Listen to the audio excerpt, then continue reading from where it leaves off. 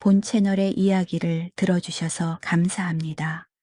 오늘의 이야기와 함께 편안하고 즐거운 시간 보내시길 바랍니다. 한양 도성이 거짓된 번영의 단잠에 빠져있던 그날, 오직 거지 아이의 더러운 귀만이 땅 밑을 기어다니는 용의 비늘 소리, 아니 실은 역적들의 칼날이 부딪히는 소리를 듣고 있었다. 뜨거운 태양이 내리쬐는 운종과 장터는 여느 때와 다름없이 시끄러웠다. 상인들이 목청 높여 호객하는 소리, 짐수레 바퀴가 울퉁불퉁한 바닥을 긁으며 덜컹거리는 소리, 그리고 낮술에 취한 한량들이 짓거리는 소음이 뒤섞여 거대한 파도처럼 거리를 덮치고 있었다. 그 혼란스러운 소음의 벽 안에서 사람들은 각자의 욕망을 채우기에 급급해 보였다. 강민우는 그 소란스러운 인파 속을 유령처럼 걷고 있었다. 겉보기에는 허름한 갓을 쓰고 색이 바랜 낡은 도포를 대충 걸친 평범한 떠돌이 의원처럼 보였지만 그의 걸음걸이에는 군더더기가 없었다. 사람들 사이를 스쳐 지나갈 때마다 어깨가 부딪히지 않도록 미세하게 몸을 트는 동작은 오랜 훈련이 몸에 배어 있음을 증명했다. 그는 갓 아래로 날카로운 눈빛을 숨긴 채 주변을 살폈다. 그의 감각은 장터의 소음을 걸러내고 무언가 불길한 징조를 찾고 있는 듯 했다. 그때 장터 한복판에서 날카로운 비명소리가 터져 나왔다. 사람들의 웅성거림이 순식간에 그곳으로 쏠렸다. 민우는 본능적으로 발걸음을 멈추고 고개를 돌렸다. 인파가 둥그렇게 에워싼 그곳에는 흑투성이의 어린아이 하나가 바닥에 웅크린 채 발작하듯 몸을 떨고 있었다. 뼈가 드러날 정도로 마른 아이는 양손으로 귀를 꽉 막고 있었는데 손가락 사이로 검붉은 피가 맺힌 딱지가 보일 정도로 힘을 주고 있었다. 뱀이야 큰 뱀이 기어가요. 의학 소리가 너무 커. 아이는 공포에 질린 눈으로 허공을 노려보며 고래고래 소리를 질렀다. 그 처절한 외침에도 불구하고 구경꾼들의 반응은 냉담했다. 비단 옷을 입은 뚱뚱한 상인 한 명이 혀를 차며 아이의 옆구리를 발로 툭 찼다. 에잉, 재수 없게.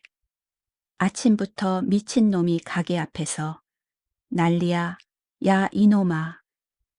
여기가 어디라고 뱀 타령이냐 썩 꺼지지 못해. 상인의 발길질에 아이는 비명조차 지르지 못하고 바닥을 굴렀다. 그러나 아이는 맞는 고통보다 귀에서 들리는 소리가 더 견디기 힘든 듯 다시 귀를 틀어 막으며 울부짖었다. 진짜란 말이에요. 땅 밑에서 쇠의 비늘 긁는 소리가 나요. 쉬익, 쿵, 쉬익, 쿵 들리잖아요. 제발 저 소리 좀 멈춰줘요. 아이의 절규는 사람들의 비웃음 소리에 묻혔다. 구경꾼들은 그저 더위를 식혀줄 재미있는 구경거리가 생겼다는 듯 키득거렸다.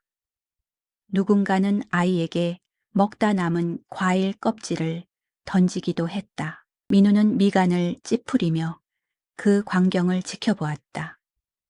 보통에 미친 사람이라면 헛것을 보거나 두서없는 말을 내뱉기 마련이다.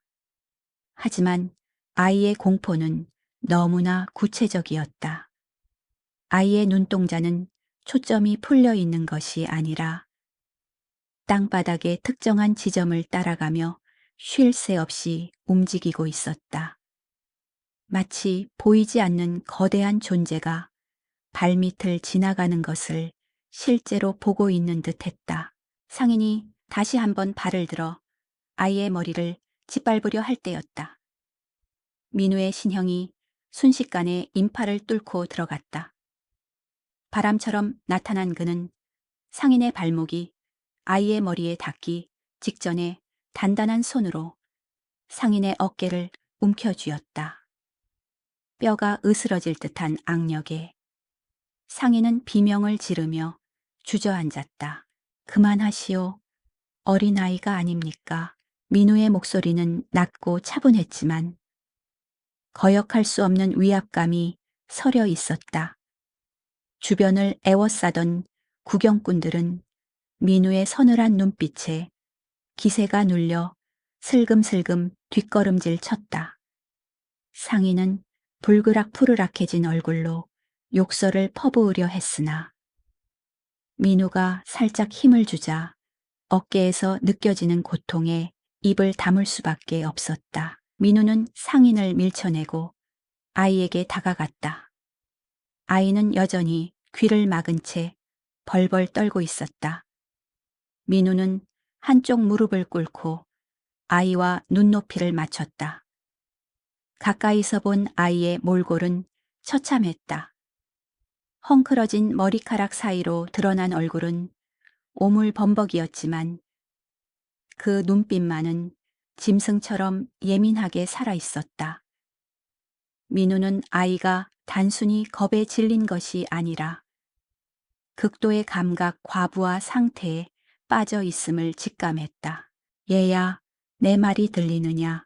민우가 부드럽게 물었지만 아이는 고개를 세차게 저으며 거부 반응을 보였다. 오지 마요, 아저씨. 발자국 소리가 천둥처럼 커요. 머리가 깨질 것 같아요. 민우는 잠시 멈칫했다. 자신의 발소리를 천둥처럼 느낀다니. 그는 호흡을 가다듬고 자신의 기척을 최대한 지웠다. 무인으로서 오랫동안 연마해온 잠행수를 응용하여 심장 박동과 호흡 소리마저 억누른 것이다. 그러자 아이의 떨림이 조금 잦아들었다. 아이는 조심스럽게 귀에서 손을 떼고 민우를 쳐다보았다. 처음으로 타인의 존재를 공포 없이 받아들이는 눈치였다. 이제 좀 괜찮으냐? 네 이름이 무엇이냐? 아이는 경계심을 풀지 않은 채 입술을 달싹였다. 다리라고 해요. 그래, 다리야. 아까 뱀 소리가 들린다고 했지. 그게 무슨 소리였는지 말해줄 수 있겠느냐? 다리는 눈물을 글썽이며 바닥을 가리켰다. 저 깊은 곳에서요. 엄청나게 크고 무거운 뱀이 기어가요. 비늘이 서로 부딪히면서 챙거리는 소리가 나요. 그리고 뱀이 숨을 쉴 때마다 땅이 울려요. 사람들은 아무도 못 듣는데 저한테는 귀 바로 옆에서 소리 지르는 것 같아요. 민우는 아이가 가리키는 땅바닥에 시선을 고정했다. 겉보기에는 단단하게 다져진 흙길일 뿐이었다. 하지만 그는 다리의 말이 단순한 환청이 아님을 확신했다. 소의 비늘이 부딪히는 소리라는 표현은 어린아이가 상상해서 지어내기에는 너무나 구체적이고 이질적이었다. 뱀이라면 슉슉 소리를 낼 텐데 소의 소리가 난다는 것은 생물체가 아니라는 뜻이다. 민우는 천천히 상체를 숙여 땅바닥에 손바닥을 대보았다. 그리고 눈을 감고 온 신경을 송극과 청각에 집중했다. 주변의 소음, 상인들의 고함, 바람 소리를 머릿속에서 하나씩 지워나갔다. 고요한 정막 속에서 그는 대지의 미세한 파동을 읽어내려 애썼다. 처음에는 아무것도 느껴지지 않았다. 그저 수많은 사람들의 발자국 진동만이 어지럽게 얽혀 있을 뿐이었다. 그러나 시간이 흐르고 호흡이 깊어질수록 잡음 너머에 숨겨진 아주 희미하고 규칙적인 리듬이 감지되기 시작했다. 그것은 다리의 말처럼 거대한 생명체가 꿈틀거리는 느낌과 흡사했다. 하지만 그것은 살아있는 것의 맥박이 아니었다. 아주 무거운 물체가 굴러가며 내는 묵직한 마찰음, 그리고 금속과 금속이 스치며 발생하는 날카로운 파열음이 섞여 있었다. 이건 수레바퀴 소리다. 하지만 일반적인 나무 바퀴가 아니야. 쇠로 테를 두른 바퀴. 그것도 엄청난 무게를 지탱하고 있어. 민우의 눈이 번쩍 뜨였다. 이토록 무거운 물체가. 그것도 대낮의 장터 한복판의 지하에서 움직이고 있다는 것은 무엇을 의미하는가? 한양의 지하에는 오래전부터 배수로와 낡은 땅굴들이 얽혀 있다는 소문이 있었지만 그곳을 통해 이 정도 규모의 물자를 운송한다는 것은 들어본 적이 없었다. 게다가 금속성 마찰음은 무기 혹은 그에 준하는 위험한 물건임을 암시하고 있었다. 들리죠? 아저씨도 들리죠? 다리가 민우의 표정 변화를 놓치지 않고 물었다. 아이의 눈에는 자신의 고통을 이해해주는 사람을 만났다는 안도감과 그 소리의 정체에 대한 원초적인 두려움이 공존하고 있었다. 민우는 아이의 머리를 쓰다듬어 주려 손을 뻗었다가 아이가 흠칫 놀라는 것을 보고 손을 거두었다. 그래, 들린다. 아주 작게 들리는구나. 네 귀가 아주 밝은 모양이다. 민우는 자리에서 일어났다. 그의 표정은 아까보다 훨씬 더 딱딱하게 굳어 있었다. 이것은 단순한 소음 공해가 아니었다. 누군가가 이 나라의 심장부 밑에서 위험한 짓을 벌이고 있다는 명백한 증거였다. 그는 주변을 둘러보았다. 아무것도 모른 채 웃고 떠드는 사람들 사이에서 오직 이 작고 비천한 아이만이 다가오는 재앙을 경고하고 있었다. 그때 군중 틈에서 날카로운 시선이 느껴졌다. 민우는 곁눈질로 시선이 느껴진 방향을 훑었다. 평범한 짐꾼 차림을 한 사내 두 명이 갓을 푹 눌러쓴 채 다리와 민우를 유심히 지켜보고 있었다. 그들의 허리춤에는 짐꾼에게 어울리지 않는 묵직한 단도가 숨겨져 있는 것이 민우의 눈에 포착되었다. 그들은 서로 눈짓을 교환하더니 인파 속으로 슬그머니 사라졌다. 놈들이 눈치챘군. 민우는 직감적으로 사태가 심상치 않게 돌아가고 있음을 깨달았다. 지하의 비밀을 지키려는 자들이 지상에도 감시망을 깔아두었을 것이다. 다리의 난동은 그들의 주의를 끌기에 충분했고 이제 아이는 제거 대상이 되었을 가능성이 높았다. 민우는 결단을 내려야 했다. 이대로 모른 척하고 자리를 뜰 것인가? 아니면 이 위험한 소용돌이 속으로 발을 들여놓을 것인가? 그는 잠시 망설였지만 곧이어 다리에 공포에 질린 눈망울을 보자 마음을 굳혔다. 과거, 권력 싸움에 휘말려 억울하게 죽은 스승님의 유언이 뇌리를 스쳤다. 검은 약자를 베는 것이 아니라 약자를 짓밟는 불의를 베는 것이다. 민우는 더 이상 도망치는 삶을 살 수 없었다. 다리야, 일어나거라. 여기서 계속 이러고 있다가는 놈들에게 잡히고 말 거다. 민우가 낮은 목소리로 속삭였다. 다리는 영문을 모르겠다는 표정이었지만 민우에게서 느껴지는 신뢰감에 이끌려 주섬주섬 일어났다. 어디로 가요? 저 소리가 안 들리는 곳으로 가는 건가요? 아니, 우리는 소리가 시작되는 곳으로 갈 것이다. 그래야 저 소리를 영원히 멈추게 할 수 있으니까. 민우는 다리의 손목을 잡지 않고 대신 자신의 도포 자락을 잡도록 했다. 아이가 사람의 천을 두려워한다는 것을 배려한 행동이었다. 꽉 잡거라. 놓치면 안 된다. 두 사람은 북적거리는 시장통을 빠져나와 좁고 어두운 뒷골목으로 향했다. 태양은 여전히 머리 위에서 뜨겁게 자결하고 있었지만 민우의 등 뒤로는 이미 서늘한 그림자가 들이우고 있었다. 지하에서 들려오는 뱀의 소리는 이제 단순한 환청이 아닌 조선을 집어삼키려는 거대한 음모의 서곡이었다.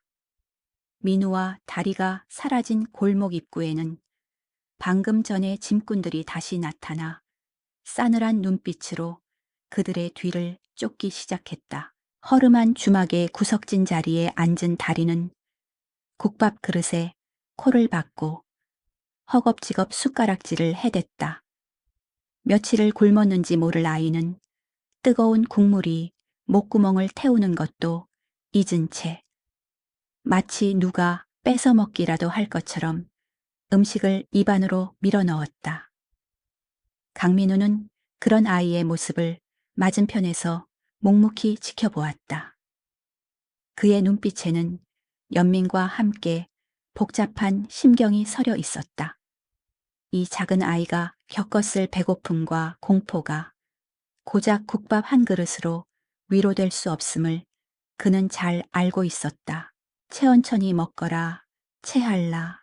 민우가 깍두기 접시를 아이 앞으로 밀어주며 나직이 말했다. 다리는 그제야 고개를 들고 민우를 쳐다보았다. 입가에 밥풀을 잔뜩 묻힌 채 경계심이 조금 누그러진 눈빛이었다. 민우는 주막 밖의 동태를 살피며 물잔을 만지작거렸다. 아까 장터에서 보았던 수상한 사내들은 다행히 따돌린 것 같았지만 안심하기에는 일렀다. 어둠이 짙게 깔리기 시작한 한양의 거리는 낮보다 훨씬 위험한 곳으로 변모하고 있었다. 배가 좀 찼느냐? 이제 네가 들은 그 소리를 따라가 봐야겠다. 민우의 말에 다리의 표정이 다시 어두워졌다. 아이는 숟가락을 내려놓고 불안한 듯 손톱을 물어뜯었다. 거기로 꼭 가야 해요. 그쪽으로 갈수록 소리가 더 커져요. 귀가 찢어질 것 같아요. 미안하구나.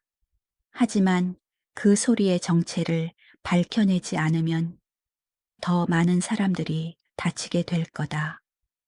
네가 나를 도와줘야 한다. 민우는 아이에게 억지로 용기를 강요하지 않았다. 대신 단호하면서도 신뢰를 주는 눈빛으로 아이를 바라보았다. 다리는 잠시 망설이다가 고개를 끄덕였다. 자신을 괴롭히던 사람들과 달리 따뜻한 밥을 사주고 지켜준 아저씨를 믿어보기로 한 것이다. 두 사람은 주막을 나와 어둠이 내려앉은 거리를 걷기 시작했다. 다리는 인간 나침반이 된 것처럼 소리가 들리는 방향을 향해 걸음을 옮겼다. 북쪽으로 올라갈수록 기와집들이 즐비한 양반촌이 나타났다. 다리의 표정은 점점 더 일그러졌다. 아이는 수시로 귀를 막았다, 떼었다 하며 고통스러워했다. 이 근처에요. 땅이 울리고 있어요. 다리가 멈춰선 곳은 거대한 담벼락 앞이었다. 민우는 고개를 들어 담장 너머로 보이는 웅장한 지붕을 올려다보았다. 그곳은 당대 최고의 권력자이자 좌의정인 조원길의 저택이었다. 민우의 미간에 깊은 주름이 잡혔다. 단순한 밀수꾼이나 도적대의 소행일 것이라 짐작했던 예상이 빗나갔다. 이 나라의 재상인 좌의정의 집 지하에서 소의 비늘 긁는 소리가 들린다니. 이것은 명백한 영모의 징후였다. 다리야, 네오는 여기서 기다려라. 저 낡은 사당 뒤에 숨어 있어. 무슨 일이 있어도 나오면 안 된다. 민우는 저택 맞은편에 버려진 사당을 가리키며 아이를 숨겼다. 다리는 겁에 질린 눈으로 민우의 옷자락을 잡으려 했지만 민우는 단호하게 아이의 손을 떼어내고 몸을 돌렸다. 민우는 칠흑 같은 어둠을 틈타 조원길의 저택 담벼락에 바짝 붙었다. 높이가 조끼 한 장 3미터은 되어 보이는 담장이었지만 그에게는 장애물이 되지 않았다. 그는 호흡을 조절하며 길을 단전에 모았다. 순식간에 땅을 박차고 오른 그는 소리 없이 담장 위에 착지했다. 마치 고양이가 내려앉듯 기와 한 장도 건드리지 않는 완벽한 잠행이었다. 저택 안은 고요했다. 정원 곳곳에 값비싼 석등이 켜져 있었고 잘 다듬어진 소나무와 연못이 양반가의 기품을 뽐내고 있었다. 그러나 민우의 예민한 감각은 그 평화로운 풍경 이면에 숨겨진 위화감을 감지했다. 정원의 흙냄새 사이로 희미하게 섞여 있는 매캐한 냄새. 그것은 황과 쇠가 탈 때 나는 냄새였다. 민우는 그림자처럼 정원수를 타고 이동하며 냄새의 근원을 추적했다. 본체와 떨어진 뒷뜰, 인공으로 조성된 거대한 석가산 돌로 만든 가짜산 근처에서 인기척이 느껴졌다. 겉보기에는 풍류를 즐기기 위한 장식물처럼 보였지만 자세히 보니 바위 틈새로 미세한 열기가 새어나오고 있었다. 민우는 바위 뒤에 몸을 숨기고 귀를 기울였다. 스윅, 쿵, 스윅, 쿵. 다리가 말했던 그 소리였다. 땅 위에서는 아주 미세한 진동으로만 느껴졌지만 이곳에서는 분명한 기계음으로 들렸다.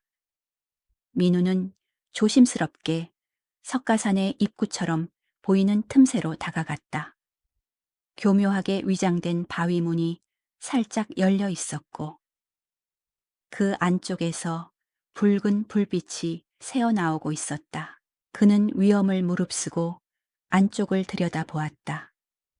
눈앞에 펼쳐진 광경은 충격적이었다. 지하 깊숙한 곳에 거대한 공간이 뚫려 있었고 수십 명의 사내들이 우통을 벗은 채 땀을 흘리며 일하고 있었다. 그곳은 완벽한 대장간이자 무기고였다.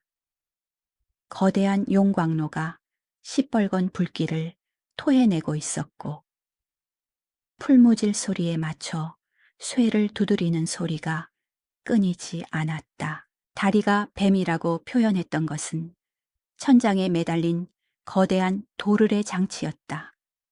쇠사슬과 밧줄로 연결된 이 장치는 갓 만들어진 검과 창, 그리고 조총 부품들을 싣고 지하 통로를 따라 어디론가 운반하고 있었다. 녹슨 쇠사슬이 돌아가며 내는 날카로운 마찰음이 바로 그 비늘 긁는 소리의 정체였다. 좌의정이 사병을 양성하는 것도 모자라 무기를 대량으로 생산하고 있다니. 민우는 주먹을 꽉 쥐었다. 생산되는 무기의 양은 일개 가문을 지키기 위한 수준을 훨씬 넘어서 있었다. 저 정도면 도성 수비대를 무력화시키고도 남을 군사력이었다. 한쪽 벽면에는 이미 완성된 조총들이 나무 상자에 담겨 차곡차곡 쌓여 있었고 상자마다 조원길 가문의 문장이 찍혀 있었다. 더 깊이 조사를 하려던 찰나 민우의 등골이 오싹해졌다. 살기였다. 누군가가 자신의 등 뒤를 노리고 있었다. 그는 생각할 겨를도 없이 본능적으로 몸을 옆으로 날렸다. 스웩. 방금 전까지 민우의 머리가 있던 허공을 날카로운 표창이 가르고 지나가 바위에 박혔다. 쇠소리와 함께 불꽃이 튀었다. 민우가 착지하며 자세를 잡자 어둠 속에서 검은 복면을 쓴 자들이 소리 없이 모습을 드러냈다. 그들은 조원끼리 비밀리에 키우는 살수 집단 흑사 헤이셰였다. 쥐새끼가 들어왔군. 선두에 선 살수가 섬뜩한 목소리로 중얼거렸다.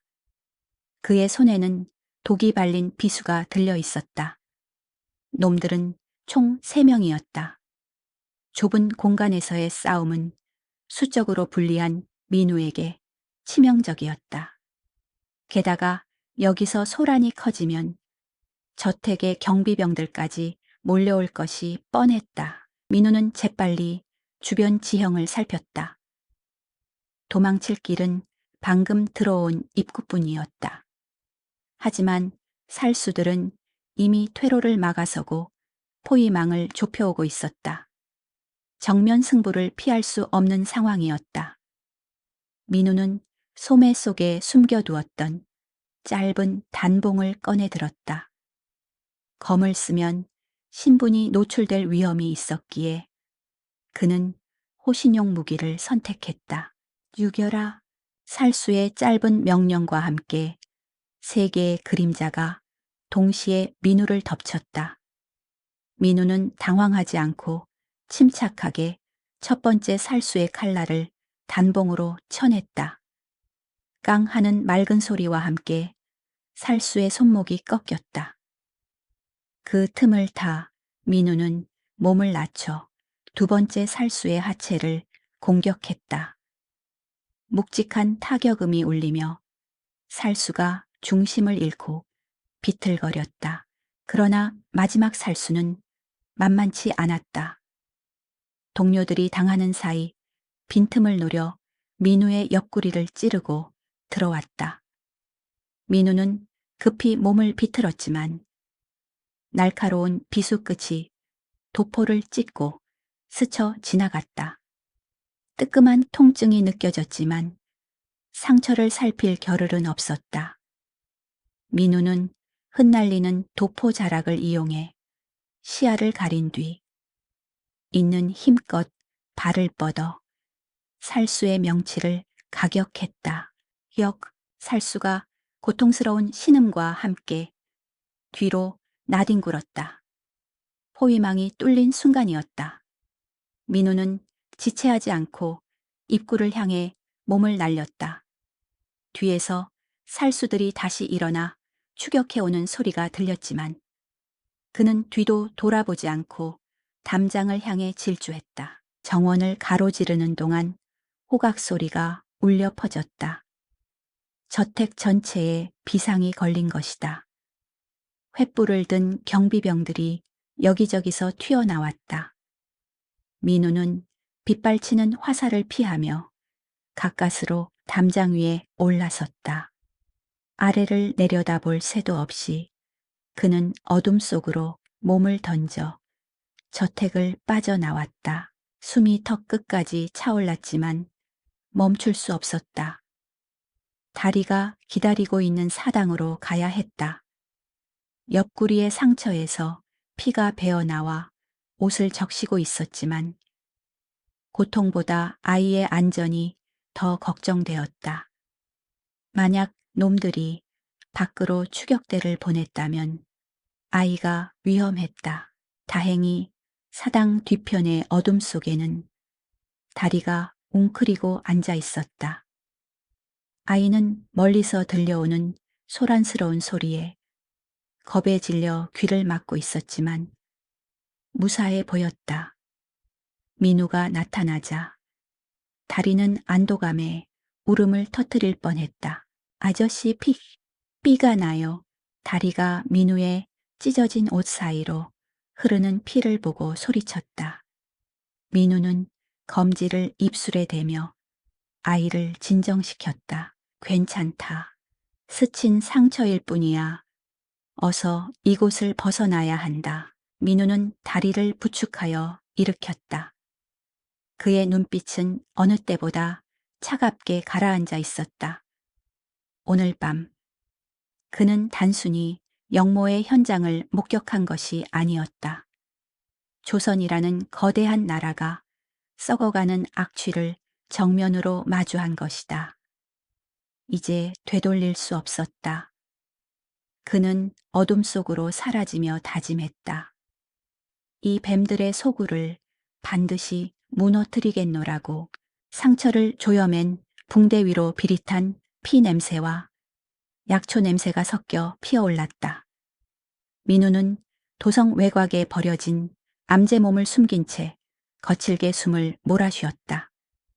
옆구리의 자상은 다행히 깊지 않았으나 독이 스며들었는지 상처 부위가 불에 댄 듯 화끈거렸다. 그는 품에서 해독단을 꺼내 씹어 삼키며 흐릿해지는 정신을 다잡았다. 옆에서 그를 지켜보던 다리는 겁에 질려 아무 말도 하지 못한 채 무릎을 끌어안고 있었다. 걱정 마라. 이 정도 상처는 아무것도 아니다. 민우가 애써 태연한 척 미소를 지어 보였지만 다리의 표정은 풀리지 않았다. 아이의 귀에는 여전히 민우의 불규칙한 심장, 박동 소리와 고통을 참아내는 이가 갈리는 소리가 들리고 있었기 때문이다. 민우는 아이의 머리를 쓰다듬어 준 뒤 낡은 도포를 벗어 던지고 검은색 야행복으로 갈아입었다. 다리야, 나는 잠시 다녀올 곳이 있다. 놈들이 무엇을 꾸미고 있는지 확실한 증거를 찾아야 해. 이곳은 놈들이 모르는 장소니 안전할 것이다. 절대 밖으로 나가지 말고 기다려라. 민우는 다리에게 신신당부를 하고 암자를 나섰다. 밤 공기는 차가웠지만 그의 가슴 속에는 뜨거운 분노가 일렁이고 있었다. 좌이정 조원길의 저택 지하에서 목격한 무기 공장은 단순한 반역의 수준을 넘어선 것이었다. 같은 시각 한양 북촌의 조원길 저택은 대나처럼 환하게 불을 밝히고 있었다. 좌의정의 생신연회를 핑계로 고위 관료들과 권력가들이 한자리에 모인 것이다. 담장 밖으로는 풍악소리와 기생들의 웃음소리가 흘러넘쳤지만 그 화려함 이면에는 썩은 내가 진동하고 있었다. 조원길은 연회장 상석에 앉아 거만한 표정으로 아래를 내려다보았다. 붉은 관복을 입은 그의 얼굴에는 탐욕과 오만이 덕지덕지 붙어 있었다. 그는 손에 든 술잔을 비우며 옆에 앉은 신복에게 은밀히 눈짓을 했다. 신복은 고개를 끄덕이고는 조용히 연회장을 빠져나와 뒤뜰의 별채로 향했다. 별채에는 이방인의 복장을 한 거상에 사내가 기다리고 있었다. 그는 조원길에 신복이 들어오자 탁자 위에 놓인 비단 보자기를 풀었다. 그 안에는 하얀 가루가 담긴 주머니들이 가득했다. 그것은 비단이나 향료가 아닌 화약의 주원료인 염초였다. 약속하신 물건입니다. 최상급 염초로만 준비했습니다. 이 정도 양이면 도성문 하나쯤은 순식간에 날려버릴 수 있을 겁니다. 거상이 비릿한 미소를 지으며 말했다. 신복은 가루를 찍어 맛을 보더니 만족스러운 듯 고개를 끄덕였다. 대감마님께서 흡족해 하실 것이다. 대금은 이미 자네의 배편으로 보냈으니 확인해보게. 그리고 입단속은 확실히 해야 할 걸세. 새어 나가는 날에는 자네 목뿐만 아니라 자네 가문의 씨가 마를 테니. 신복의 서늘한 경고의 거상은 비굴하게 허리를 숙였다. 화려한 연회의 불빛 아래서 나라를 팔아먹는 거래가 태연하게 이루어지고 있었다. 그들은 자신들의 계획이 완벽하다고 믿고 있었다. 단 한 명의 불청객이 냄새를 맡고 다가오기 전까지는 민우는 어둠을 틈타 마포 나루터로 향했다. 그는 그곳에서 오랜 지기이자 정보상인 개똥이를 만났다. 개똥이는 민우의 상처를 보고 혀를 찼지만 이내 심각한 표정으로 며칠 전 들어온 수상한 화물에 대한 정보를 털어놓았다. 형님, 냄새가 납니다. 천국 상단을 가장한 배들이 들어왔는데 짐이 죄다 비단이라고 신고해놓고는 무게가 장난이 아니에요.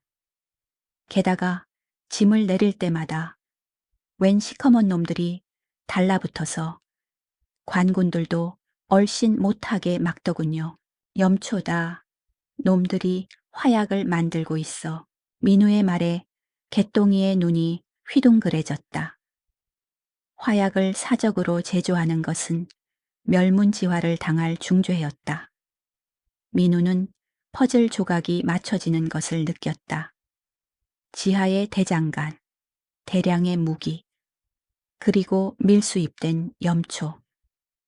조원길은 다가오는 선농제 행렬을 노리고 있는 것이 분명했다. 왕이 궁을 비우고 백성들과 함께 농사 시범을 보이는 그날, 놈들은 화약으로 혼란을 일으키고 무력으로 정권을 탈취하려는 속셈이었다. 시간이 없다. 당장 이 사실을 병조판서 대감께 알려야 해. 민우는 서둘러 자리를 떴다. 하지만 그의 발걸음은 곧 멈춰 설 수밖에 없었다. 가슴 한구석이 서늘해지는 불길한 예감이 스쳐 지나갔기 때문이다. 달이 혼자 남겨둔 아이가 마음에 걸렸다. 그 시각 버려진 암제홀로 남겨진 다리는 괴로움에 몸부림치고 있었다. 민우가 떠난 후 잠잠하던 땅 밑의 소리가 갑자기 변하기 시작했다. 둔탁한 마찰음이 사라지고 이번에는 고막을 찌르는 듯한 날카로운 쇳소리가 들려왔다. 마치 수천 마리의 뱀이 동시에 비명을 지르는 듯한 소리였다. 악, 시끄러워, 그만해. 다리는 귀를 막고 바닥을 굴렀다. 그것은 조원길의 지하 공장에서 화약의 성능을 시험하기 위해 소량의 폭발 실험을 강행하면서 발생한 충격파였다. 일반인에게는 들리지 않는 미세한 진동이었지만 다리에게는 뇌를 직접 타격하는 굉음과도 같았다. 고통을 견디다 못한 다리는 암자를 뛰쳐나갔다. 이 끔찍한 소리에서 도망치고 싶다는 본능, 그리고 어서 아저씨를 찾아 이 사실을 알려야 한다는 생각이 뒤섞여 있었다. 아이는 비틀거리며 산길을 내려갔다. 그러나 다리는 알지 못했다. 조원길의 살수 집단인 흑사가 민우가 흘린 핏자국을 추적해 이미 이 산 근처까지 와 있다는 사실을. 어둠 속에서 붉은 눈을 번뜩이는 사냥개들이 킁킁거리는 소리가 들려왔다. 찾았다. 쥐새끼 한 마리 숲속의 그림자에서 검은 형체들이 튀어나왔다. 다리는 비명을 지르며 도망치려 했지만 역부족이었다. 거친 소나기가 아이의 뒷덜미를 낚아챘고 축축한 천이 입을 막았다. 다리의 시야가 흐려지며 마지막으로 본 것은 차가운 달빛 아래 번뜩이는 살수의 칼날이었다. 민우가 암제 도착했을 때는 이미 늦은 뒤였다. 텅 빈 방 안에는 다리가 웅크리고 있던 옹기만이 희미하게 남아 있었다. 바닥에는 아이가 신던 집신 한 짝이 덩그러니 놓여 있었고, 문지방에는 누군가가 억지로 끌고 나간 흔적이 선명했다. 이런 민우의 입에서 짐승 같은 낮은 신음이 터져 나왔다. 그는 바닥에 떨어진 집신을 주워 들었다. 손끝이 분노로 잘게 떨렸다. 자신이 자리를 비운 사이 놈들이 냄새를 맡고 아이를 채간 것이다. 민우는 암자 밖으로 나와 흙바닥을 살폈다. 여러 명의 발자국과 함께 조원길 가문의 사병들이 싣는 특유의 군화 자국이 찍혀 있었다. 그리고 그 옆에는 흑사들이 표식으로 남겨두고 간 뱀 모양의 나무 조각이 박혀 있었다. 이것은 단순한 납치가 아니었다. 민우를 유인하기 위한 명백한 초대장이었다. 원하는 대로 해주마. 민우는 집신을 품에 넣으며 차갑게 중얼거렸다. 그의 눈빛은 더 이상 이성을 유지하려는 무인의 것이 아니었다. 소중한 것을 건드린 자들을 모조리 씹어 삼키려는 분노한 늑대의 눈빛이었다. 밤하늘 위로 화려한 불꽃놀이가 터지며 조원길의 생일을 축하하고 있었지만 민우에게는 그것이 곧 닥쳐올 피해 축제를 알리는 신호탄처럼 보였다. 그는 검은 야행복의 끈을 다시 한번 단단히 조여맸다. 이제 숨어 다니는 것은 끝났다. 뱀의 머리를 치러 가야 할 시간이었다. 강민우가 도착한 곳은 마포 나루터에서 조금 떨어진 폐지 창고였다. 오랫동안 방치되어 곰팡이 냄새가 진동하는 그곳은 죽음의 기운으로 가득 차 있었다. 달빛조차 스며들지 못하는 어두운 창고 안쪽, 천장 대들보에 작은 그림자가 위태롭게 매달려 있었다. 밧줄에 묶인 채 입에 재갈이 물린 다리였다. 아이는 공포에 질려 눈물 범벅이 된 얼굴로 민우를 내려다보며 필사적으로 고개를 저었다. 오지 마세요 함정이에요. 다리의 비명이 재갈에 막혀 운걸거림으로 흘러나왔지만 민우는 그 뜻을 충분히 읽을 수 있었다. 하지만 민우는 걸음을 멈추지 않았다. 그는 천천히 창고 중앙으로 걸어 들어갔다. 그의 발걸음은 무거웠지만 한치의 망설임도 없었다. 어둠 속에서 수십 개의 살기가 그를 겨누고 있음이 피부로 느껴졌다. 제 발로 호랑이 아가리로 들어오다니. 듣던 대로 어리석은 자로군. 창고의 어둠 속에서 건조하고 비웃음 섞인 목소리가 울려 퍼졌다. 흑사단의 우두머리, 독사 두셰였다. 그는 검은 복면 위로 드러난 싸늘한 눈빛을 번뜩이며 민우의 앞을 가로막았다. 그의 뒤로 그림자처럼 숨어있던 10명의 살수들이 일제히 무기를 꺼내 들었다. 창고 안은 순식간에 차가운 금속성의 긴장감으로 팽팽해졌다. 어린아이를 미끼로 쓰다니. 호랑이가 아니라 시궁창 쥐만도 못한 놈들이구나. 민우가 조용히 대꾸하며 허리춤에서 검을 뽑아들었다. 녹슨 것 같던 검집에서 뽑혀 나온 칼날은 서슬 퍼런 빛을 내뿜었다. 그것은 그가 관직에 있을 때 하사받았던 오직 불의를 베기 위해 존재하는 검이었다. 독사의 눈썹이 꿈틀거렸다. 죽여라. 놈의 목을 가져오는 자에게 큰 상을 내리겠다. 독사의 명령이 떨어지자마자 사방에서 표창과 비수가 비 오듯 쏟아졌다. 민우는 검을 둥글게 휘둘러 날아오는 흉기들을 쳐냈다. 챙, 챙, 챙 불꽃이 튀며 쇠붙이들이 바닥으로 떨어졌다. 동시에 살수들이 검을 쳐들고 민우를 향해 쇄도했다. 민우는 물러서지 않았다. 그는 오히려 앞으로 달려나가며 첫 번째 살수의 품으로 파고들었다. 그의 검이 번개처럼 번뜩이자 살수의 비명소리가 터져 나왔다. 피가 허공에 흩뿌려지기도 전에 민우는 몸을 회전하며 뒤에서 공격해오는 두 번째 살수의 칼을 막아내고 발차기로 놈의 가슴을 걷어찼다.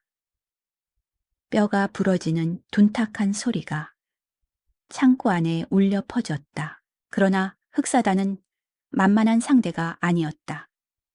그들은 동료가 쓰러지는 것에는 아랑곳하지 않고 민우의 빈틈을 노려 집요하게 공격해 들어왔다. 민우의 옷자락이 찢겨나가고 팔과 다리에 붉은 실성 같은 상처들이 하나둘 늘어나기 시작했다. 그럼에도 민우는 다리가 매달린 대들보 아래를 사수하며 한 발짝도 물러서지 않았다. 자신이 피하면 아이가 화살바디가 될 수 있었기 때문이다. 끈질긴 놈이군. 독사가 혀를 차며 직접 나섰다. 그가 사용하는 무기는 사슬이 달린 낫이었다. 독사는 사슬을 채찍처럼 휘두르며 민우의 검을 올가매려 했다. 슉슉거리는 파열음과 함께 날카로운 낫이 민우의 목을 노리고 날아들었다. 민우는 가까스로 고개를 숙여 피했지만 낫의 날이 그의 뺨을 스치고 지나가며 붉은 선을 그었다. 싸움이 길어질수록 민우의 호흡은 거칠어졌다. 체력은 바닥을 드러내고 있었고 과다출혈로 인해 시야가 조금씩 흐릿해졌다. 하지만 대들보 위에서 자신을 바라보는 다리의 눈빛을 볼 때마다 그는 정신을 다잡았다. 과거 스승님을 지키지 못했던 죄책감이 그를 다시 일으켜 세웠다. 이번만은, 이 작은 생명만은 절대 포기할 수 없었다. 그때였다. 민우가 독사의 사슬낫을 쳐내느라 자세가 무너진 틈을 타 어둠 속에 숨어있던 살수 하나가 민우의 등 뒤로 소리 없이 접근했다. 민우는 앞쪽의 적들을 상대하느라 뒤쪽의 기척을 미처 감지하지 못했다. 절체절명의 순간이었다. 아저씨 뒤에요. 뒤에서 뱀소리가 나요. 대들보 위에 매달려 있던 다리가 재갈을 뱉어내고 목청껏 소리쳤다. 공포에 질린 상황에서도 아이의 예민한 청각은 살수의 미세한 발소리와 옷깃이 스치는 소리를 놓치지 않았던 것이다. 다리의 비명에 민우는 본능적으로 몸을 비틀었다. 푹 살수의 단검이 민우의 심장 대신 왼쪽 어깨를 깊숙이 뚫고 들어왔다. 끔찍한 고통이 전신을 강타했지만 민우는 비명 대신 기합을 내질렀다. 그는 고통을 분노로 승화시켜 검을 뒤로 찔러 넣었다. 등 뒤의 살수가 단말마와 함께 쓰러졌다. 민우는 어깨에 박힌 단검을 뽑지도 못한 채 비틀거렸다. 지금이다. 놈이 지쳤다. 독사가 승기를 잡았다는 듯 외치며 달려들었다. 하지만 민우의 눈빛은 죽어가는 자의 것이 아니었다. 오히려 궁지에 몰린 맹수처럼 살기를 뿜어내고 있었다. 민우는 바닥에 떨어진 화약통을 발로 차 공중으로 띄웠다. 그리고 남아있는 힘을 짜내어 검으로 화약통을 베는 동시에 바닥의 쇠스랑을 걷어차 불꽃을 일으켰다. 쾅! 엄청난 굉음과 함께 화약통이 폭발했다. 검은 연기와 화염이 순식간에 창고 안을 집어삼켰다. 살수들이 폭발에 휘말려 우왕좌왕하는 사이 민우는 대들보 기둥을 타고 올라가 밧줄을 끊고 다리를 받아 안았다. 꽉 잡거라. 민우는 다리를 품에 안고 창고 벽면에 낡은 나무 판자를 부수고 밖으로 뛰어내렸다. 뒤에서 독사의 고함 소리가 들려왔지만 자욱한 영희 때문에 그들을 쫓아오기는 쉽지 않았다. 민우는 피투성이가 된 몸을 이끌고 어둠 속의 갈대밭을 헤치며 달렸다. 아이의 가벼운 무게조차 천근만근처럼 느껴졌다. 얼마나 달렸을까? 강변의 으슥한 동굴에 도착해서야 민우는 다리에 힘이 풀려 주저앉았다. 왼쪽 어깨의 상처에서 붉은 피가 쿨럭쿨럭 쏟아져 나오고 있었다. 다리는 울음을 터뜨리며 민우의 상처를 헌 옷가지로 눌렀다. 아저씨, 죽지 마세요. 저 때문에. 다리의 눈물이 민우의 얼굴 위로 떨어졌다. 민우는 떨리는 손을 들어 아이의 뺨을 닦아주었다. 시야가 전멸하듯 까매졌다가 돌아오기를 반복했다. 그는 직감했다. 이대로는 조언길을 막을 수 없다.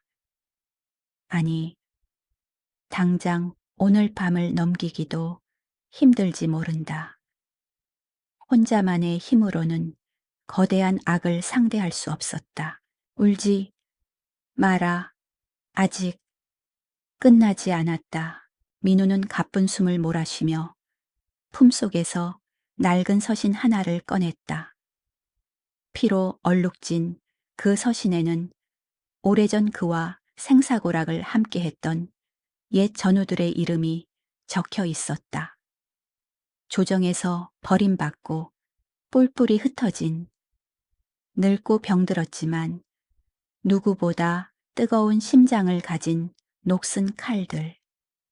이제 그들을 불러 모아야 할 때였다. 다리야, 내가 잠시 눈을 붙일 동안 귀를 열고 있어다오. 놈들이 오는 소리가 들리면 바로 깨워야 한다. 민우는 정신을 잃어가면서도 아이에게 당부했다. 다리는 흐르는 눈물을 닦으며 힘차게 고개를 끄덕였다. 작은 아이는 이제 더 이상 겁쟁이가 아니었다. 자신의 목숨을 걸고 자기를 구해준 사람을 위해 아이는 밤새도록 어둠 속의 소리에 귀를 기울이며 민우의 곁을 지켰다. 강물 흐르는 소리 사이로 복수의 서막을 알리는 바람이 불어오고 있었다. 새벽 안개가 자욱하게 깔린 한강변의 동굴 안. 강민우는 고열에 시달리며 눈을 떴다. 흐릿한 시야 속에서 가장 먼저 들어온 것은 쪽잠을 자면서도 자신의 손을 꼭 잡고 있는 다리의 모습이었다. 아이의 얼굴은 흙투성이었고 눈 밑에는 짙은 그늘이 드리워져 있었지만 그 작은 손에서 전해지는 온기만이 민우가 살아있음을 실감하게 해주었다. 민우는 이를 악물고 몸을 일으켰다. 찢어진 어깨 근육이 비명을 질렀지만 지금은 고통을 돌볼 겨를이 없었다. 아저씨 깨어나셨어요. 민우의 인기척에 다리가 화들짝 놀라며 눈을 비볐다. 아이의 눈에는 안도감과 걱정이 뒤섞인 눈물이 고여 있었다. 민우는 힘겹게 미소를 지으며 아이의 머리를 쓰다듬었다. 덕분에 살았다. 네가 밤새 망을 봐준 덕분이야. 민우는 지팡이 삼아 쓸만한 나뭇가지를 집어들었다. 독사에게 입은 상처는 깊었지만 다행히 급소는 피했다. 하지만 이 몸 상태로는 조원길의 사병들을 상대할 수 없었다. 그는 품속에 간직했던 피 묻은 서신을 다시 한번 확인했다. 이제는 잊혀진 이름들. 그러나 한때 조선의 국경을 지켰던 맹호들의 이름을 부를 때가 되었다. 가자. 만날 사람들이 있다. 두 사람이 향한 곳은 도성 외곽, 남산 자락에 숨어 있는 허름한 대장간이었다. 쇠망치 소리가 규칙적으로 들려오는 그곳은 전직 금군 조선의 왕실 근위대 부장 출신인 최무탁이 응어하는 곳이었다. 민우가 대장간 입구에 들어서자 시뻘건 달궈진 쇠를 두드리고 있던 거구에 사내가 동작을 멈추고 고개를 돌렸다. 숫 많은 수염과 흉터로 뒤덮인 얼굴. 최무탁이었다. 귀신이라도 본 줄 알았네. 죽은 줄 알았던 대장이 제 발로 찾아오다니. 최무탁이 쇠망치를 내려놓으며 껄껄 웃었지만 그의 눈가는 젖어 있었다. 그는 민우의 피 젖은 어깨를 보고는 단번에 사태의 심각성을 파악했다. 민우가 아무 말 없이 서신을 내밀자 최무탁은 묵묵히 그것을 받아들었다. 서신에는 단 한 문장만이 적혀 있었다. 뱀이 왕의 목을 노리고 있다. 그날 밤 대장간의 뒷방에는 4명의 사내들이 모여 앉았다. 대장장이 최무탁. 한쪽 다리를 저는 절름발이 술꾼이지만 과거 최고의 명사수였던 한명수. 그리고 저작거리에서 푸죽간을 하며 천대받고 살던 전직 작전 참모장. 학사.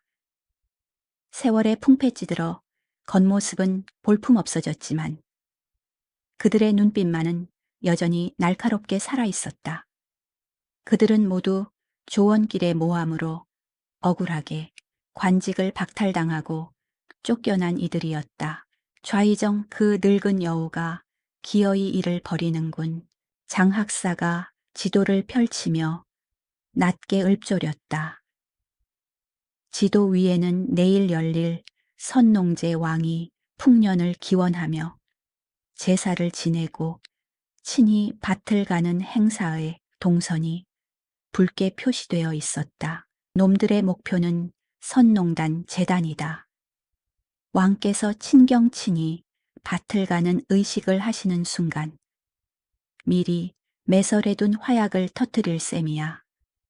화약이 터지는 혼란을 틈타 흑사들이 왕을 암살하고 조원길은 미리 대기시켜둔 사병을 이끌고 들어와 난을 평정하는 척하며 정권을 잡겠지. 민우의 설명에 좌중은 침묵에 잠겼다. 놈들은 치밀했다.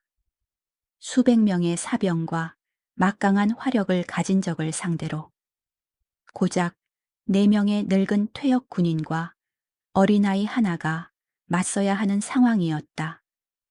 계란으로 바위치기나 다름없었다. 승산이 없네. 자네 몸 상태도 엉망이고 우리는 녹슨 칼이나 다름없어. 한 명수가 씁쓸하게 말하며 술잔을 비웠다. 그의 말은 틀리지 않았다. 하지만 민우는 고개를 저으며 다리를 앞으로 불러냈다. 우리에게는 놈들이 모르는 무기가 있다. 바로 이 아이다. 모두의 시선이 다리에게 쏠렸다. 꽤 죄죄한 거지. 아이가 무슨 무기가 되느냐는 듯 의아해하는 표정들이었다. 민우는 다리의 능력을 설명했다. 땅 밑에 아주 미세한 소리까지 듣는 귀, 화약 심지에 타는 소리와 기계 장치의 작동음을 구별해내는 능력, 이 아이가 놈들의 눈을 피해 화약이 묻힌 정확한 위치를 찾아낼 것이다. 우리는 그 위치를 파악하고 터지기 직전에 뇌관을 제거하거나 역으로 놈들에게 돌려주면 된다. 장 학사의 눈이 반짝였다. 무력으로는 이길 수 없지만 정보와 기습이라면 이야기가 달랐다. 적은 자신들이 완벽하게 숨겼다고 생각하는 화약의 위치를 우리가 알고 있다는 사실을 꿈에도 모를 것이다. 하지만 위험해. 아이를 사지로 내모는 거야. 최무탁이 우려 섞인 목소리로 말했다. 민우는 다리의 어깨를 잡고 물었다. 다리야, 할 수 있겠느냐 무서우면 지금이라도 도망쳐도 좋다. 아무도 너를 비겁하다고 하지 않을 것이다. 다리는 주먹을 꽉 쥐었다. 여전히 몸은 떨리고 있었지만 눈빛만은 확고했다. 자신을 벌레 취급하던 세상에서 처음으로 자신을 필요로 해주는 사람들, 그리고 자신을 구하기 위해 피를 흘린 민우를 위해 무언가 하고 싶었다. 할게요. 그 뱀소리. 제가 제일 잘 들을 수 있어요. 다시는 그 소리가 아저씨를 다치게 하지 못하게 할 거예요. 아이의 당찬 대답에 늙은 맹호들의 얼굴에 옅은 미소가 번졌다. 그들은 자리에서 일어나 구석에 처박혀 있던 먼지 쌓인 괴짝들을 열었다. 괴짝 안에서는 오랫동안 빛을 보지 못했던 그들의 옛 무기들이 모습을 드러냈다. 이가 빠진 검, 낡은 활, 손때 묻은 창. 비록 녹이 슬고 볼품 없었지만 그 안에는 한 평생 나라를 위해 바쳤던 그들의 투혼이 서려 있었다. 오랜만에 몸 좀 풀어보겠군. 내 망치 맛을 보여줄 때가 됐어. 최무탁이 거대한 철퇴를 어깨에 메며 으르렁거렸다. 한 명수도 낡은 활시위를 당겨보며 한쪽 눈을 찡긋했다. 바람이 좋구만. 화살 날리기 딱 좋은 날씨야. 장학사는 붓 대신 단도를 허리춤에 꽂으며 작전 지시를 내렸다. 작전 개시 시각은 내일 진시 오전 7시 9시. 왕의 행렬이 선농단에 도착하기 전까지 화약을 찾아내 무력화시켜야 한다. 적들은 군중 속에 숨어 있을 테니 아군과 적군을 구별하는 것이 관건이다. 민우 자네는 다리를 데리고 화약을 찾게. 나머지는 우리가 맡겠다. 밤이 깊어갈수록 대장간의 열기는 뜨거워졌다. 그들은 알고 있었다. 내일이 그들의 마지막 전장이 될지도 모른다는 것을. 세상은 그들을 한물간 늙은이라 부르며 조롱했지만 그들은 개의치 않았다. 누군가는 반드시 해야 할 일이었고 그 누군가가 자신들이라는 사실에 가슴이 뛰었다. 민우는 숫돌에 검을 갈며 검날에 비친 자신의 얼굴을 들여다보았다. 주름진 눈가와 흰머리가 늘어난 초라한 중년의 사내. 하지만 그 눈빛만은 20년 전 국경을 넘던 오랑캐를 베어 넘기던 청년 시절보다 더 뜨겁게 타오르고 있었다. 준비됐느냐, 다리야? 네, 아저씨, 민우와 다리. 그리고 3명의 노병. 이 기묘한 조합에 결사되는 새벽 어스름을 뚫고 선농단으로 향했다. 거대한 권력이라는 독색에 맞서기 위해 잊혀진 영웅들이 다시 칼을 뽑아든 것이다. 그들의 등 뒤로 붉은 태양이 떠오르고 있었다. 그것은 조선의 운명을 가를 결전의 날을 알리는 서막이었다. 거대한 북소리가 대지를 울리며 선농제의 시작을 알렸다. 오색 깃발이 바람에 펄럭이고 수천 명의 구경꾼들이 왕의 행렬을 보기 위해 선농단 주변으로 구름처럼 몰려들었다. 화려한 취타대의 연주 소리가 하늘을 찔렀지만 군중 틈에 섞여 있는 강민우와 노병들의 귀에는 그 소리가 마치 장송곡처럼 들렸다. 그들은 농부와 짐꾼으로 위장한 채 날카로운 시선으로 재단 주변을 살피고 있었다. 다리야, 들리느냐? 민우가 갓 아래로 나직이 물었다. 다리는 민우의 등 뒤에 바짝 붙어 식은땀을 흘리고 있었다. 수만 명의 심장 박동 소리와 발자국 소리, 그리고 웅장한 악기 소리가 뒤섞여 아이의 감각을 마구잡이로 두들기고 있었다. 다리는 고통스러운 듯 미간을 찌푸리며 온 신경을 땅 밑으로 집중했다. 아직이요. 너무 시끄러워서 잘 안 들려요. 하지만 뭔가 꿈틀거리고 있어요. 그때 왕의 가마가 선농단 입구에 들어섰다. 백성들이 환호성을 지르며 땅에 머리를 조아렸다. 그 순간 제단 쪽에 서 있던 좌의정 조원길의 입가에 비릿한 미소가 스쳤다. 그는 부채를 접으며 미리 심어둔 신복에게 눈짓을 보냈다. 그것이 신호였다. 들려요, 뱀이. 뱀이 불을 먹고 있어요. 다리가 갑자기 민우의 소매를 잡아당기며 비명을 질렀다. 어디냐? 저기 재단 바로 밑에요. 그리고 놈들이 심지에 불을 붙였어요. 치익 하는 소리가 점점 빨라져요. 시간이 없었다. 민우는 즉시 품속에서 붉은 신호탄을 꺼내 하늘로 쏘아 올렸다. 피웅 날카로운 소리와 함께 붉은 연기가 피어올랐다. 동시에 군중 속에 숨어 있던 녹슨 칼들이 움직이기 시작했다. 늙은이들 실력 좀 보여주자고. 가장 먼저 움직인 것은 대장장이 최무탁이었다. 그는 짐수레에 숨겨두었던 거대한 철퇴를 꺼내들고 재단으로 향하는 길목을 막고 있던 호위병들을 향해 돌진했다. 쾅 묵직한 타격음과 함께 병사들이 낙엽처럼 날아갔다.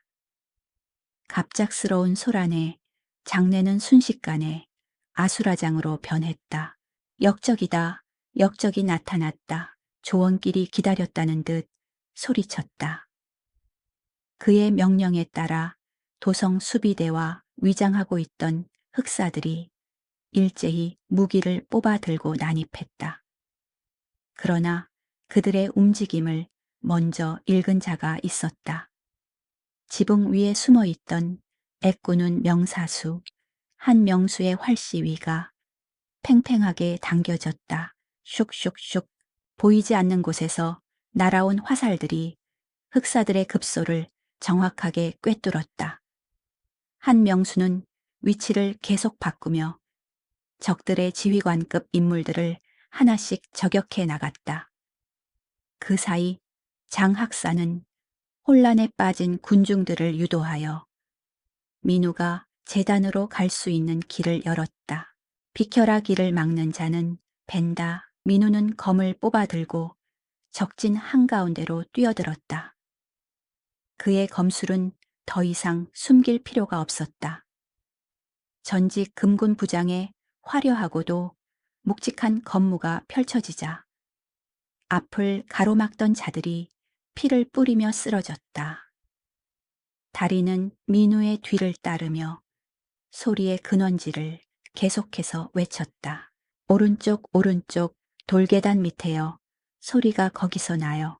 민우는 다리가 가리킨 곳으로 몸을 날렸다. 재단 아래쪽 제사를 위해 술을 따르는 구멍이 보였다. 그곳에서 희미한 연기가 피어오르고 있었다. 민우는 주저없이 돌계단을 부수고 그 아래의 좁은 통로로 뛰어내렸다. 지하 통로 안은 매캐한 화약 냄새로 진동하고 있었다. 붉은 불꽃이 타들어가는 긴 심지가 보였고 그 끝에는 엄청난 양의 염초통들이 쌓여 있었다. 심지가 타들어가 폭발하기까지 불과 몇 호흡도 남지 않은 상황이었다. 민우는 검을 던져 심지의 중간을 정확히 맞췄다. 툭 타들어가던 심지가 잘려나가며 불꽃이 꺼졌다. 그러나 안심할 틈도 없이 어둠 속에서 검은 그림자가 튀어나왔다. 흑사단의 우두머리 독사였다. 그는 지난번 싸움의 상처가 채 아물지 않은 상태였지만 도끼 어린 눈으로 민우에게 덤벼들었다. 끈질긴 놈, 여기서 같이 죽자. 독사는 횃불을 염초통에 직접 던지려 했다. 민우는 전력을 다해 몸을 날려 독사의 팔을 낚아챘다. 두 사람은 좁은 지하 통로에서 뒤엉켜 뒹굴었다. 민우는 독사의 손에 들린 횃불을 쳐내기 위해 안간힘을 썼다. 이 미친 놈 내 놈 주인이 죽으라고 시키더냐. 대의를 위해서다. 독사가 광기 어린 웃음을 터뜨리며 품속에서 숨겨둔 단검을 꺼내 민우의 옆구리를 찔렀다. 고통이 밀려왔지만 민우는 물러서지 않았다. 그는 박치기로 독사의 콧뼈를 부러뜨린 뒤 그 반동으로 튕겨나가는 독사를 발로 차 염초통 반대편으로 날려버렸다. 그리고 바닥에 떨어진 횃불을 재빨리 발로 밟아껐다. 지하 공간은 다시 어둠에 잠겼다. 민우는 거친 숨을 몰아쉬며 쓰러진 독사를 확인했다. 놈은 기절한 듯 미동도 하지 않았다. 민우는 상처를 부여잡고 다시 지상으로 기어 올라갔다. 지상은 말 그대로 전쟁터였다. 최무탁은 온몸이 피투성이가 된 채로도 철퇴를 휘두르며 적들을 막아내고 있었고 한 명수의 화살통은 이미 비어 있었다. 장 학사 역시 단도를 들고 힘겹게 싸우고 있었다. 수적으로 너무나 불리했다. 그때 제단 위로 올라온 민우가 왕을 향해 소리쳤다. 전하 역적은 저기 있는 좌의정 조원길입니다. 이 지하의 놈이 숨겨둔 화약이 가득합니다. 민우는 증거로 지하에서 가져온 염초 주머니를 바닥에 내던졌다. 주머니가 터지며 검은 화약 가루가 흩날렸다. 왕의 눈이 커졌다. 모든 시선이 조원길에게 쏠렸다. 자신의 계획이 실패했음을 깨달은 조원길의 얼굴이 흉측하게 일그러졌다. 이놈들이 감히 누구 앞에서 주둥이를 놀리는가. 저놈들은 왕을 시해하려던 자객들이다. 당장 저놈들을 쳐 죽여라. 내 명령을 따르지 않는 자는 모두 역적으로 간주하겠다. 조원길은 최후의 발악으로 자신이 매수해둔 금군들에게 공격 명령을 내렸다. 사태는 걷잡을 수 없는 난전으로 치달았다. 왕을 호위하는 충성파 금군과 조원길의 사병들이 섞여 서로 칼을 겨누었다. 민우야 뱀 대가리를 쳐라. 우리는 몸통을 막을 테니. 최무탁이 피를 토하며 외쳤다.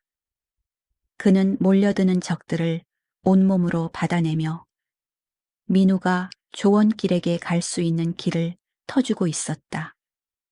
노병들은 자신들의 마지막 생명을 불태워 길을 만들고 있었다. 그 처절한 희생을 헛되이 할 수 없었다. 민우는 피눈물을 삼키며 조원길을 향해 달렸다. 앞을 가로막는 자들을 베고 또 베었다. 그의 검은 이미 이가 다 빠지고 피로 뭉툭해져 있었지만 그 기세는 그 어느 때보다 날카로웠다. 마침내 민우는 호위병들 뒤에 숨어 뒷걸음질 치는 조원길의 코앞까지 당도했다. 내 놈의 그 더러운 야망 때문에 얼마나 많은 피를 흘려야 했나. 민우의 사자후에 조원길이 주춤하며 엉덩방가를 찧었다.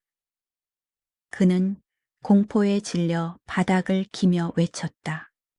오지 마라 내게는 돈이 많다. 권력도 줄 수 있어. 원하는 게 뭐냐.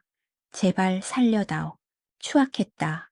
조선을 호령하던 권력자의 실체는 죽음 앞에서 벌벌 떠는 늙은이에 불과했다.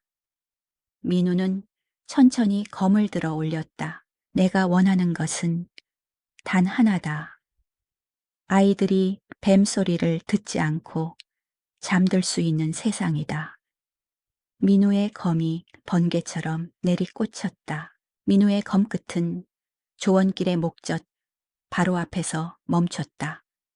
서슬퍼런 칼날이 피부를 살짝 눌렀지만 더 이상 파고들지는 않았다. 공포에 질려 눈을 질끈 감았던 조원길은 고통이 느껴지지 않자 실눈을 떴다. 그의 눈앞에는 분노를 차갑게 갈무리한 민우의 눈동자가 있었다. 죽여라. 차라리 죽여. 조원길이 비참하게 울부짖었다. 평생을 권력의 정점에서 살아온 그에게 패배자가 되어 조롱받는 삶은 죽음보다 더한 고통일 터였다. 하지만 민우는 천천히 검을 거두었다. 네오를 죽여 내 검을 더럽히지 않겠다. 내 놈의 죄는 이 나라의 법과 백성들이 심판할 것이다. 살아서 네가 저지른 짓의 대가를 뼈저리게 치르거라. 그때 호위 무사들에게 둘러싸인 왕이 다가왔다. 왕은 피로 물든 민우와 노병들, 그리고 바닥에 주저앉은 좌의정을 번갈아 바라보았다. 모든 진실이 명백하게 드러난 순간이었다. 왕의 얼굴에는 충격과 함께 깊은 슬픔이 서렸다. 여봐라, 역적 조원길과 그 일당을 당장 포박하여 의금부로 압송하라. 그들의 죄상을 낱낱이 밝혀 엄벌에 처할 것이다. 왕의 추상 같은 명령이 떨어지자 금군들이 조원길을 거칠게 끌고 갔다. 조원길은 끌려가면서도 악을 썼지만 백성들이 던지는 돌멩이와 야유 속에 그의 목소리는 파묻혔다. 긴장이 풀린 민우는 그 자리에 한쪽 무릎을 꿇고 검을 지팡이 삼아 몸을 지탱했다. 그대들이 과인을 살렸고 이 나라를 구했다. 왕이 직접 민우에게 다가와 손을 잡으려 했다. 민우는 황공하여 고개를 숙였다. 소인 그저 할 일을 했을 뿐이옵니다. 뒤늦게 달려온 의원들이 쓰러진 노병들을 살폈다. 최무탁은 온몸이 상처투성이었지만 이까짓 거 막걸리 한 사발이면 낫는다며 호탕하게 웃었다. 한명수와 장학사 역시 서로의 생사를 확인하며 안도의 한숨을 내쉬었다. 그들은 늙고 병들었으나 오늘만큼은 그 누구보다 강인한 조선의 호랑이들이었다. 며칠 후 궁궐에서는 논공행상이 열렸다. 왕은 민우에게 병조 판서의 직을 제안하며 곁에 두고 싶어 했다. 그러나 민우는 정중히 고개를 저으며 관복 대신 낡은 도포를 다시 걸쳤다. 전하 씨는 이미 세상에 없는 사람이나 마찬가지입니다.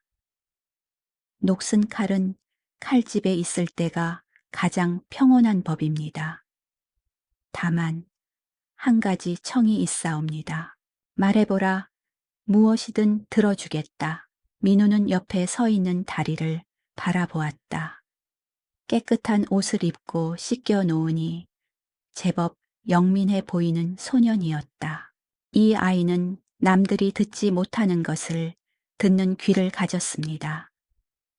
그것은 저주가 아니라 하늘이 내린 재능입니다. 이 아이가 그 재능을 세상을 어지럽히는 소리가 아닌 백성들의 억울한 소리를 듣는 데 쓸 수 있도록 가르쳐 주시옵소서. 그리고 민우는 잠시 말을 멈추고 궁궐 밖을 응시했다. 저기 있는 늙은 영웅들이 비루한 삶을 살지 않도록 보살펴 주시옵소서.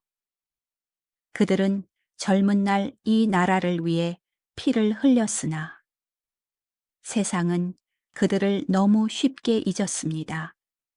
왕은 눈시울을 붉히며 고개를 끄덕였다. 세월이 흘러 10년이라는 시간이 지났다. 한양의 저작거리는 여전히 활기찼다. 하지만 예전처럼 흉흉한 소문이나 썩은 냄새는 나지 않았다. 대장간은 몰려드는 주문으로 문전성시를 이루었고 최무탁은 제자들을 가르치며 떵떵거리는 대장장이 장인이 되어 있었다. 한 명수와 장 학사 또한 왕실의 지원을 받아 무관 학교에서 후학을 양성하며 존경받는 스승으로 살아가고 있었다. 그리고 성균관의 담장 너머로 낭낭한 글 읽는 소리가 들려왔다. 청년이 된 다리는 이제 더 이상 땅바닥을 기어다니는 뱀소리에 고통받지 않았다.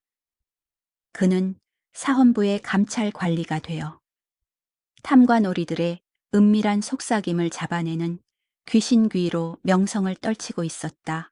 어느 맑은 가을날 다리는 업무를 마치고 도성 외곽의 작은 초가집을 찾았다. 마당에는 백발이 성성한 민우가 따스한 햇볕을 쬐며 집신을 삶고 있었다. 비록 늙고 주름진 얼굴이었지만 그 표정은 그 어느 때보다 평화로워 보였다. 스승님, 다녀왔습니다. 다리가 깎듯이 인사를 올렸다. 민우는 하던 일손을 멈추고 인자한 미소로 다리를 맞이했다. 그래, 오늘은 무슨 소리를 듣고 왔느냐? 오늘은 장터에서 아이들이 웃는 소리와 농부들이 풍년을 노래하는 소리를 들었습니다. 뱀소리는 더 이상 들리지 않습니다. 민우는 고개를 끄덕이며 먼 산을 바라보았다.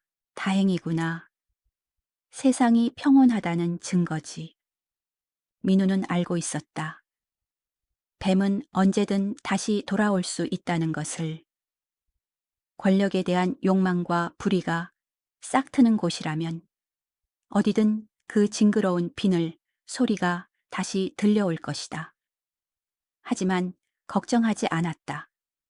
이제 세상에는 그 소리를 놓치지 않는 다리와 같은 젊은 파수꾼들이 자라나고 있었고 그 뒤에는 그들을 믿고 지지해주는 어른들이 버티고 있었으니까 민우는 집신을 내려놓고 다리의 어깨를 두드렸다. 기억하거라.